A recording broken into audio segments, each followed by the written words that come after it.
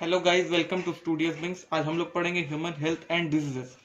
तो इसलिए भी मात्र उसका बेसिकली एक इंट्रोडक्टरी लेक्चर है और इसके बाद 5 पार्ट्स और आएंगे, जिनमें पहला पार्ट होगा कॉमन डिजीज इन ह्यूमंस, दूसरा होगा आपको इम्यूनिटी पे, तीसरा होगा एड्स पे, चौथा होगा कैंसर पे और पांचवा होगा अल्कोहल एंड ड्रग अब्यूज पे।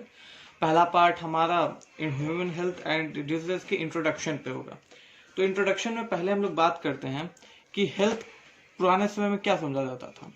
हेल्थ को पुराने समय में एक स्टेट ऑफ माइंड समझा जाता था, और ये उतना सही नहीं है। हम लोग जहाँ आज के समय से देखें तो ये सही नहीं है, पर उस समय ये स्टेट ऑफ माइंड समझा जाता था।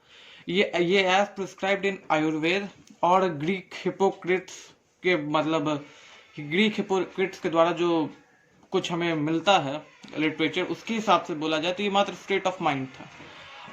इसी के अनुसार एक एग्जाम्पल भी हम लोग ले सकते हैं। पहले के लोग समझते थे कि ब्लैक बाइल होना एक हॉट पर्सनैलिटी को मतलब प्रेफर करता था, एक हॉट पर्सनैलिटी को शो करता था, और एक उसको फीवर्स ज्यादा हो सकते थे। ये माना जाता था कि उसे बहुत फीवर्स होते हैं। पर आगे चल के विलियम हार्वे जैसे साइंटिस्ट आए, जिन्होंने ब्लड सर्कुलेशन के बारे में स्टडी किया, और बाई एक्सपेरिमेंटल स्टडीज ये प्रूव किया कि जो ब्लैक बाइल जिन्हें होते हैं उनका बॉडी टेम्परेचर हमेशा हाई नहीं रहता with the help of instruments like thermometers. उन्होंने ये प्रूव किया, तब जाके पता चला कि हेल्थ वो नहीं है जो हम लोग समझते हैं, हेल्थ कुछ और ही है। तो इसके बारे में हम लोग आज बात करते हैं। पहले बात करते हैं कि हेल्थ किन किन चीजों से असर पड़ता है, हेल्थ पे हम लोग को किन किन चीजों से असर पड़ता है।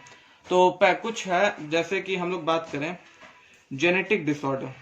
ये जेनेटिक डिसऑर्डर जो होता है ये हमारे जन्म के साथ ही हमें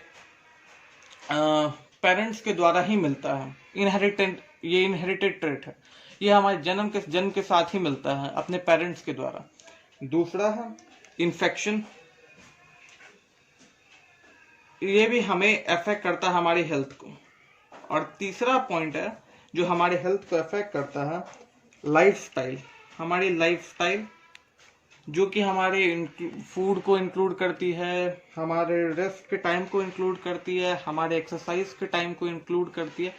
ये 3 चीज जो है हमारे हेल्थ को अफेक्ट करते हैं। अब आते हैं हेल्थ का डेफिनेशन क्या है। तो हेल्थ का definition as prescribe by NCERT है कि health is very frequent. As prescribe by NCERT health का डेफिनेशन है a complete physical, mental and social being की स्टेट को हम लोग बोल सकते हैं एक गुड हेल्थ। तो क्या लिखते हैं उसको, complete social, mental and physical health को हम लोग बोलते हैं सोशल, मेंटल और फिजिकल हेल्थ के, मतलब पूरे वेलबींग को हम लोग complete social, mental and physical health wellbeing को हम लोग बोलते हैं हेल्थ।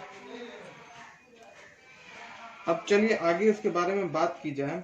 तो ये कौन कौन से मतलब चीज है जो हमारे गुड हेल्थ को मेंटेन रखने में हमारी हेल्प कर सकते हैं। तो इसमें पहला होगा बैलेंस डाइट, दूसरा होगा पर्सनल हाइजीन, रेगुलर एक्सरसाइजेज, और बहुत सारी चीजें हैं जो कि हमारे गुड हेल्थ को मेंटेन करने में हेल्प करती हैं। कुछ और भी हैं जो कि आजकल बहुत पॉपुलर हो रहा है, योगा भी बहुत हेल्पफुल है हमारे गुड हेल्थ को मेंटेन करने में। अब हाइजेनिक फूड, वाटर रिसोर्सेज, ये सभी बहुत चीजें हैं जो कि होती हैं हेल्थ को मेंटेन करने में। और वैक्सीनेशंस जरूरी होती हैं क्योंकि कुछ हार्मफुल इन्फेक्शियस बीमारियों से बचने के लिए भी। तो बहुत सारी चीजें होती हैं जो हमारे गुड हेल्थ को मेंटेन करने में हमारी हेल्प करती हैं।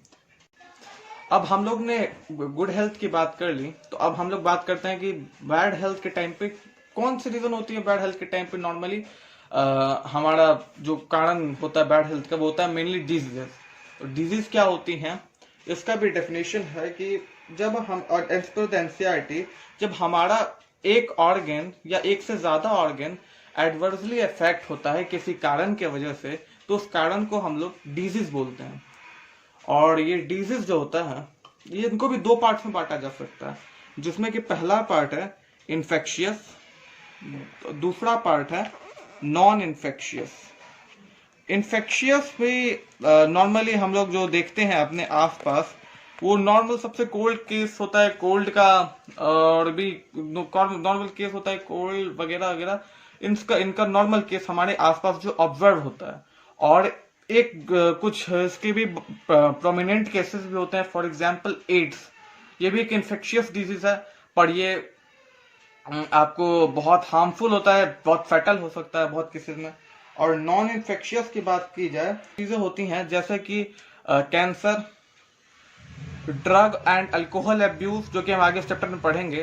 तो ये सब आपको ये भी बहुत, ये नॉन इन्फेक्शियस भी बहुत ज्यादा फैटल होते हैं। नॉर्मली यही केसेस होते हैं जिनमें आपको डिजीज बहुत फैटल स्टेज पे जाती है।